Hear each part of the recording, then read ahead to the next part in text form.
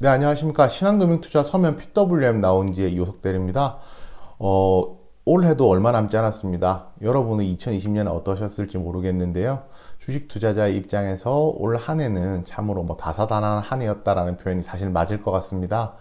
코로나19 팬데믹으로 인해서 주가가 바닥을 모르는 것처럼, 바닥이 없는 것처럼 떨어지는 시절도 있었고요. 그 이후에 시장에 유동성이 공급되면서 이번에 천장이 어디인지 모를 정도로 올랐던 경험도 이번에 하게 되었습니다. 올 한 해 종합해서 정리해 보자면 지금까지 한 번도 겪어보지 못했던 증시 일들이 이제 계속 반복되는 상황이었다라고 표현하는 것이 맞을 것 같은데요. 이제 모든 시선은 이제 내년 증시로 쏠리고 있습니다. 12월 30일이 폐장일이기 때문인데요. 2021년 증시가 이제 바로 코앞으로 다가왔잖아요.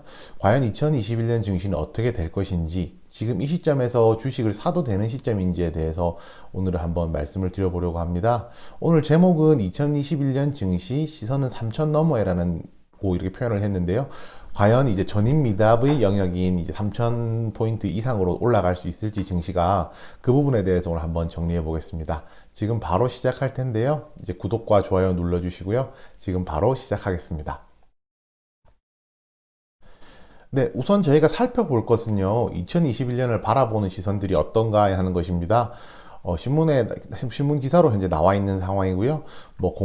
주요 이제 운용사들의 이제 CIO들에게 이제 내년 증시가 어떨 것인지에 대해서 한번 문의를 해보았었는데요. 대표적으로 네 가지로 종합할 수가 있습니다. 보시면 아시겠지만은 3,000 포인트에 대한 언급이 가장 많이 있었고요. 내년에는 3,000 포인트를 갈 것이다. 그리고 시장 자체는 상고하저다. 보통 이제 상반기에 올라가고 하반기에 좀 떨어지는 형태가 나타날 것이라는 이야기가 있었고요.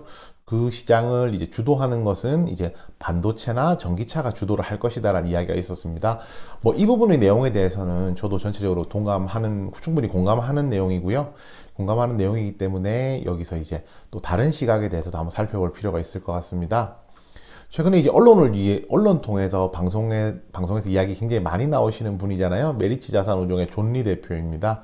존리 대표 같은 경우에는 주식시장을 장기 투자를 하는 이것을 포인트로 놓고 있기 때문에 사실상 이제 내년 증시가 전망이 의미가 없다라고 표현을 하고 있습니다. 이 부분에 대해서 저도 굉장히 공감을 하는 편이거든요. 증시라는 것은 긴 관점에서 봤을 때는 계속 우상향을 하고 있기 때문에 굳이 내년 증시를 전망하지 않는다고 하더라도 앞으로 시장이 갈수록 좋아질 것이라는 것만은 이제 명확한 사실이라고 생각이 됩니다. 사실 이제 이분이 표현하는 거는 그동안 이제 한국 주식 시장이 굉장히 소외가 됐었기 때문에 앞으로 좋아질 일만 남았고요. 어차피 긴 관점에서는 계속 상승할 것이기 때문에 굳이 내년 전망을 할 필요가 있느냐라는 내용입니다. 이 부분도 이제 사실 충분히 공감할 수 있는 내용이긴 한데요. 제가 오늘 이 영상을 제작하게 된 배경에는 인터넷 커뮤니티를 보다가 이제 새롭게 만들어진 용어에 대해 좀 꽂혔기 때문입니다. 제가 보게 된 용어는 관망충이라는 용어인데요. 이 관망충이라는 용어가 이제 주식 게시판에서 이제 언급이 많이 되고 있습니다. 관망충이라는 것을 제가 여기는 이제 신조어들, 주식 관련 신조어거든요. 그 중에서도 이제 관망충이라는 것이 하락장에는 떨어질까봐 사지 못하고 상승장에는 너무 올라서 조정받을까봐 못 사는 투자자들을 보통 설명을 하고 있습니다. 근데 저 같은 경우에도 실무에 있기 때문에 이런 방식의 문의라든지 걱정을 하시는 분이 굉장히 실질적으로 많이 뵙게 되거든요. 이제 주식이 최근에 이제 올 3월, 4월에 주가가 많이 떨어졌을 때는 이제 주식이 더 떨어질까봐 살 수가 없다라고 좀 더 지켜보고 바닥에서 사겠다라고 표현을 하시는 분들이 굉장히 많았었고요. 오히려 그때부터 올라오기 시작하니까 주가가 예전에 떨어졌던 것들 때문에 이제 내가 바닥에서 못 샀으니까 다시 바닥이 오겠지 하면서 기다리시는 분들, 이제 기다리신다고 하는데, 사실은 이제 그런 분들이 이제 상승장에 주가가 올라오기 시작하니까 조정받을까 못 사는 이제 그런 케이스들이 굉장히 많았습니다. 이런 분들 같은 경우에 이제 내년 증시가 3천이냐 3천이 아니냐 이런 부분에 대해서도 많이 고민을 하시게 될 거고요. 실질적으로 이제 관망만 하다가는 주식을 못 산다고 보는 게 맞습니다. 그래서 오늘은 이런 분들을 위해서 이제 내년에 진짜 3천 포인트를 갈 수 있느냐 그거를 넘어갈 수 있느냐, 것이냐, 그리고 이제 그에 대한 근거가 무엇이냐에 대해서 한번 설명해 드리려고 합니다. 이 영상 보시는 분들한테 제가 뭐 관망충이라든지 이런 표현을 사용하는 건 아니고요. 이제 이런 단어가 이제 유행을 한다는 것 자체가 이게 굉장히 일반적인 투자자에 있어서 일반적인 그림이라고 생각하거든요. 그래서 이제 이 부분에 대해서 한번 정리하고 넘어가는 게 좋을 것 같아서 표현하게 되었습니다. 네, 첫 번째는 투자자 예탁금 추이입니다. 여기 보시면 아시겠지만, 이제 예탁금이라는 것은 주식시장에 투자를 하기 위해서 들어와 있는 돈에 대한 이야기거든요. 예탁금이 이제 급격하게 늘어나는 구간이 오면요, 이제 실질적으로 증시가 이제 조금씩 점진적으로 상승하는 형태를 보여왔습니다. 예. 뭐 예탁금이라는 건 점진적으로 상승하는 형태를 보여왔는데요. 뭐 이 부분을 이제 조금 더 디테일하게 저희가 살펴보게 되면, 이제 이거는 금융투자협회에서 나온 자료거든요. 그래서 이거는 한 칸이 한 분기를 지금 나타내고 있습니다. 그래서 이제 앞에서 보셨던 자료는 이제 2010년부터 2019년까지 10년치 자료였고요. 지금 보시는 것은 2017년부터 해가지고 3년치 자료인데요.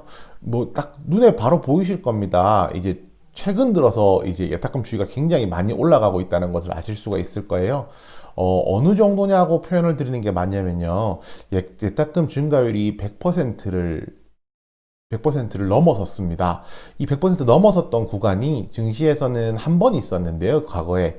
그때가 이제 바로 닷컴 버블 때였거든요. 그러니까 주식 투자를 하기 위해서 주식시장에 그 돈을 맡기고 돈을 투입해서 들어오시는 분들의 숫자가 굉장히 많이 늘어났다고 생각을 하시면 됩니다.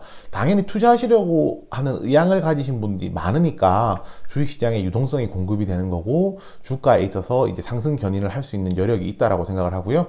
이러한 자금이 만약에 빠져나갔다라고 생각을 한다면, 이제 주식시장이 이제는 뭐 꺾이는 구간이라고 저희가 표현할 수 있을 거예요. 왜냐하면 이제 더 이상 투자를 하시려는 의향이 있는 분이 없어졌다는 말이니까요. 그렇지만은 예탁금 추이가 계속해서 늘어나고 있기 때문에 아직까지도 주식시장이 상승 여력이 충분하다라는 판단을 하고 있습니다. 네, 그래서 이 부분에 대해서 이제 의아하실 수도 있어서 코스피 지수하고 예탁금 추이에 대해서 관련된 자료를 준비해 봤는데요. 이건 2020년 6개월치입니다. 올해 이제 하반기부터 해가지고, 하반기는 아니죠. 올해 한 중반부부터 해서 이제 하반기까지 내용인데요. 보시면 코스피 지수가 늘어나는 것은요, 이제 예탁금이 늘어나면 늘어날수록 코스피 지수도 동반해서 늘어나고 있습니다. 물론 이제 이런 구간 보시면은 편차는 분명히 존재를 합니다. 이제 예탁금이 늘어나는 거에 비해서는 시장이 조금 덜 올라갈 수도 있고요. 그렇지만은 길게 전체적으로 보았을 때는 예탁금 상승률과 지수 상승률이 거의 유사하게 움직인다는 것을 아실 수가 있습니다. 여기서 추가적으로 조금 더 설명드릴 건데요. 여기 보시면은 이제 은행 실세총 예금이라는 거거든요. 은행에 예탁된 예탁 금액 중에서 이제 그 저축성 자산과 이제 저축성 자산에 대한 내용인데요. 은행에 현재 지금 저축성 자산이 점점 하반기 들어서도 계속 늘어나고 있는 추세입니다. 그리고 이러한 자금들과 더불어서 펀드 순자산도 계속 늘어나고 있는데요. 더 이상 이제 안정형으로 운용했던 그 자금들이 이제는 더 이상 이제 주식시장에 들어오지 않고는, 사실 현재 지금 뭐 다들 아시다시피 부동산 시장에도 투자하기가 쉬운 상황은 아니잖아요. 그렇기 때문에 그러한 자금들이 이제 증시로 점점 더 몰려오고 있다는 것, 이러한 추세를 보여주는 좋은 자료라고 생각합니다. 두 번째인데요. 신용잔고가 계속 늘어나고 있습니다. 여기는 이제 예탁금보다도 더 명확하게 보이는 자료 중에 한 가지인데요. 이제 신용잔고가 늘어나면 이제 전체적으로 시장이 견인되는 효과를 가지고 있습니다. 보시면은 이제 이건 2019년 말까지의 자료거든요. 그래서 이제 자료를 보시면 신용잔고가 늘어나면 늘어날수록 약간의 시차는 있겠지만 전체적으로 시장이 이제 그에 동반해서 움직인다는 것을 알 수가 있는데요. 뭐 이 부분은 가장 명확하게 드러나게 된 시점은 하반기, 올 한 해였다고 생각을 합니다. 보시면은 올 초부터 예탁금 잔고가 급격하게 늘어나기 시작했고요. 신용잔고가 늘어나기 시작했고요. 신용잔고가 늘어나는 시점은 사실 코로나 팬데믹 이후에 주가 급락한 이후에 굉장히 가파르게 신용잔고가 늘어났습니다. 그리고 거기에 맞춰서 증시 또한 이제 굉장히 가파른 속도로 빨리 올라오는, 코스피 지수 또한 올라오는 것을 알 수가 있는데요. 결국은 신용잔고라는 것은 돈을 빌려서 주식을 하는 것이기 때문에 돈을 빌려서 이제 말 그대로 대출이잖아요. 그러니까 대출 이자를 내가 내면서 내는 것을 초과해서 주식시장에서 투자 수익이 날 수 있다고 판단을 한 거기 때문에 그만큼 명확한 강세장의 증거라고 생각하시면 됩니다. 이 내용을 이제 코스피 지수하고 신용융자의 이제 신용잔고의 이제 금액 증액분과 비교를 해보면요, 더욱더 아마 명확하게 보이실 겁니다. 이제 아까 앞에서 예탁금은 이제 갭이 조금 더 있었지만은 신용잔고 같은 경우에는 갭이 굉장히 좁은 상태에서 이제 격차가 굉장히 좁은 상태에서 이제 그 시장의 이제 코스피 지수의 증가와 이제 신용융자 증가가, 신용잔고 증가가 이제 일치하는 그림을 나타내는 것을 아실 수가 있습니다. 세 번째입니다. 세 번째는 국민연금이 현재 가지고 있는 스탠스인데요. 올 12월부터 나오기 시작했던 기사들입니다. 한두 주 전에 나왔던 기사죠. 현재 지금 국민연금이 보수적으로 운용을 하려는 추세를 가지고 있고, 그렇게 되면서 증시에 대한 영향력이 많이 줄어드는 것이 아니냐라는 이제 우려 섞인 목소리가 나오고 있습니다. 지금 이제 국민연금 같은 경우에는 목표 초과 수익률이라는 것이 있어요. 쉽게 말해서 벤치마크, 저희 우리나라 시장 지수 대비했을 때 성과가 얼마나 더 났느냐, 초과 수익률이 얼마나 났느냐에 대한 부분인데요. 이 부분이 국민연금의 성과급과 직결이 돼 있기 때문에 이 부분을 이제 많이 높이지 않고 동결하는 추세로 현재 가고 있는 상황입니다. 동결하는 추세로 가고 있기 때문에, 그러면 국내 증시에 이제 목표 초과 수익률을 달성하기 위해서 투입되는 자금이 적어지는 것이 아니냐라는 우려가 있을 수밖에 없거든요. 왜냐하면 당연히 이제 목표하는 수익률이 낮아졌기 때문에 당연히 운용 자체가 좀 보수적으로 될 수 있다라고 생각을 할 수가 있는데요. 그리고 내년에는 이제 해외에 있는 해외 투자 비중을 조금 더 늘리고 국내에 있는 비중을 조금 줄이겠다는 이야기도 있었습니다. 그러면서 이 부분에 대한 우려가 없지는 않은데요. 지금 여기서 행간을 읽는 게 굉장히 중요하다고 생각합니다. 결국에 이 기사에서 말하고 싶은 내용은요, 이제 목표 초과 수익률이 동결된다는 것은 지금까지는 이제 시장을 이기는 투자를 주로 했었지만, 이제는 시장을 이기는 투자가 아니라 시장을 따르는 투자, 현재 시장을 따르는 투자에 조금 더 집중하겠다라고 생각을 하시면 됩니다. 결국에는 이제 시장을 추종하는 것이라고 생각을 하시면 될 것 같은데요. 여기 보시면은 지금 국민연금 해마다 나오는 자료거든요. 분기말마다 이제 자산군별 포트폴리오 현황이 나오게 되는데요. 올 9월, 그러니까 3분기까지 현재 나와 있는 자료입니다. 국내 주식이 보시면은 자금 집행이 해마다 계속 늘어나고 있습니다. 실제로 늘어나고 있고요. 오히려 저희는 기사에서 우려했던 것은 자금 집행이 줄어드는 것이 아니냐 하는 것이었는데, 작년보다도 늘어났고, 현재 이제 3분기 말임에도 불구하고 작년보다 늘어난 추세를 보이고 있고요. 앞으로 이 추세는 전체적인 이제 예탁고가 늘어나고 있기 때문에 총 785조 정도 운용을 하고 있거든요.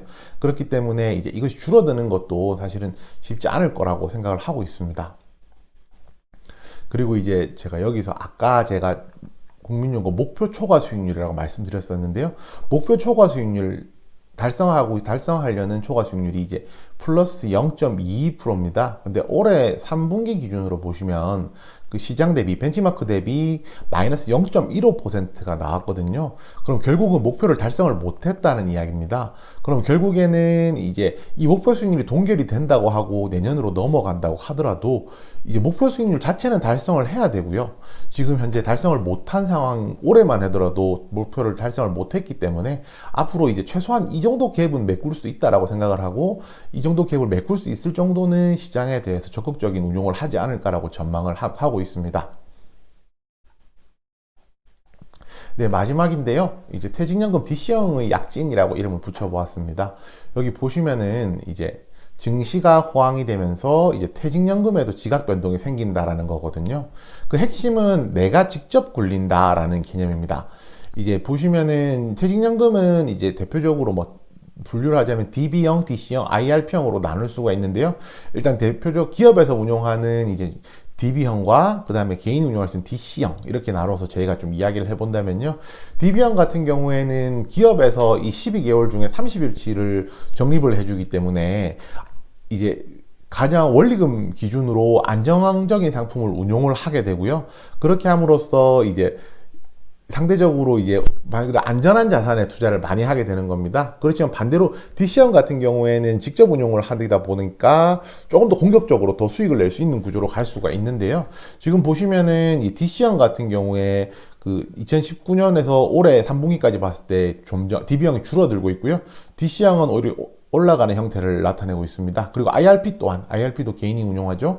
IRP도 지금 증가액이 굉장히 많이 늘어나고 있다라고 볼 수가 있는데요. 이거는 이제 지금 2019년 말 기준으로 해마다 이제 퇴직연금에서 보도 자료를 내고 있거든요. 보시면은 이제 이 부분은 완벽하게 올해 이야기는 아니지만 전체적인 추세를 보여주는 자료이기 때문에 한번 첨부해 봤습니다. 보시면은 DB형 같은 경우가 원리금 보장 상품의 편중도가 굉장히 높은 것으로 나와 있고요. 반면에 DC형과 IRP 같은 경우에는 실적 배당형 운용 비중이 이제 상대적으로 높다는 것을 알 수가 있습니다. 여기 보시면은 그 운용 방법별로 적립금 추이를 보았을 때 지금 실적 배당형이 갈수록 늘어나고 있다는 것을 볼 수가 있고요. 여기서 조금 더 구체적으로 살펴보더라도 해마다 실적 배당형이 점점 늘어나고 있다는 것을 알 수가 있습니다. 과거에는 이제 퇴직연금이라고 하면은 퇴직금이기 때문에 안전하게 운용한다. 뭐 이런 컨셉은 사실 맞다고 생각을 합니다. 그렇지만은 최근 증시가 호황인 상황에서 이제 뭐 초과 수익을 낼 수 있는 이런 부분에 대해서 퇴직연금 DC형 그리고 IRP가 지금 자금이 또 유동성이 공급이 되고 있는 상황이기 때문에 이 부분에 대해서 조금 주목해 볼 필요가 있을 것 같습니다. 네, 오늘 제가 말씀드리고 싶었던 것은 그냥 간단하게 말해서 이 시장의 유동성이 계속 추가적으로 공급이 될 것인지 되지 않을 것인지에 대해서 말씀을 드렸다라고 하는 것이 맞을 것 같습니다. 결국에 오늘 총 4가지 꼭지로 설명을 드릴 수가 있는데요. 첫 번째가 이제 투자자 예탁금 추이에 관한 겁니다. 예탁금이 늘어나면 늘어날수록 지수도 이제 유동성이 공급되면서 지수가 상승될 확률이 높다는 것. 그 다음에 돈을 빌려서 하는 신용 잔고가 늘어날수록 마찬가지로 시장의 유동성이 더 많아지기 때문에 지수가 상승될 확률이 높다는 것. 그리고 이제 국민연금 같은 경우에 내년에 이제 보수적으로 운영한다면서 우려감이 있긴 하지만 결국에는 막 맞춰야 되는 목표치라는 것이 분명히 존재를 하고 있고요. 그리고 추세적으로 봤을 때 지금까지 꾸준히 예탁금 국민연금 운용금 자체는 늘어왔습니다. 국내 주식시장에서요. 그렇기 때문에 이 추세가 이제 유지만 된다고 하더라도 국내 시장에는 굉장히 큰 도움이 될 것이라는 점. 그리고 이제 새로운 자금이 유입되는 코스로서 해서요. 퇴직연금이 이제 안전하게만 운용되던 퇴직연금이 이제 증시가 호황이 되면서 초과 수익을 낼 수 있는 구간에 들어왔다. 그러면서 이제 이곳에서 새로운 자금이 유입되고 있다는 것. 총 이렇게 4가지를 이제 한번 포인트로 잡아보았습니다. 뭐 간단하게 뭐 키워드로 정리하면 예탁금, 신용잔고, 국민연금, 퇴직연금 4가지 정도 되겠네요. 네. 지금까지 해서 이제 2021년 곧 다가올 2021년 증시가 3,000포인트에 도달할 것인지, 그래 도달할 수 있다라고 하면은 이제 그 근거가 무엇인지에 대해서 알아보았습니다. 지금 뭐 예탁금이나 신용잔고 같은 경우에는 뭐 역사적으로 보더라도 이제 과거 사례를 보더라도 충분히 이제 입증이 가능한 자료들입니다. 해서 이제 이러한 자료들을 보시고 한번 참고하셔서 내년도 2021년 투자에 조금 더 도움이 되셨으면 좋겠습니다. 궁금하신 사항 있으시면 댓글로 남겨주시고요. 그러면 제가 댓글로 답변 드리거나 아니면 내용이 좀 길다면 영상으로 다시 한번 제작해 드리겠습니다.